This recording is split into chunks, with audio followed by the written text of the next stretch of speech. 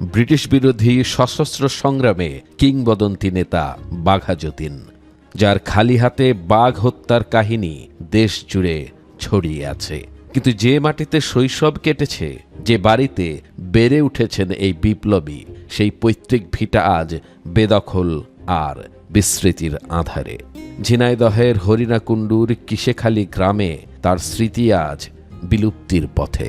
South টাউনে হোক আপনার স্বপ্নের আবাসন, শতভাগ রেডি প্লট, সাথে সাথেই সাফ কাবলা রেজিস্ট্রি। এখানে একটা ভিত স্থাপন হয়েছিল মিউজিয়াম হওয়ার জন্য, মিউজিয়ামটা হয়নি। তবে আমাদের গ্রামবাসীর দাবি, এলাকায় বাঘা যতীনের জন্ম বাসস্থান ছিল, সেই হিসাবে আমরা চাই যে এখানে একটা সুন্দর কিছু হোক বাঘা যতীনের নামে। তিনি যে বিপ্লবের কাজ করেছেন তা মানুষের সবার জানা দরকার।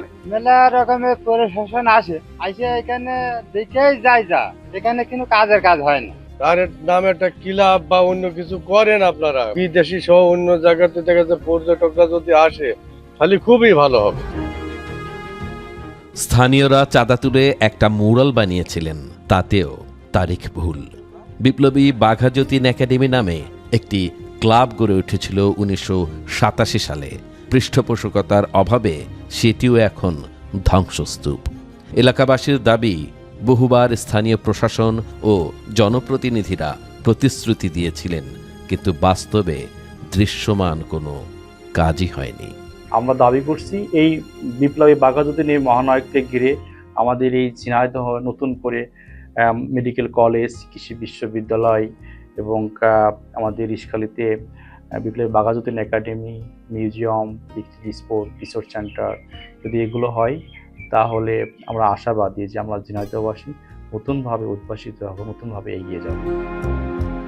বাঘা যতীন শুধু ভারতের নন, উপমহাদেশের বিপ্লবী ইতিহাসের অংশ। বাংলাদেশের মুক্তিযুদ্ধের চেতনার সঙ্গেও তিনি যুক্ত।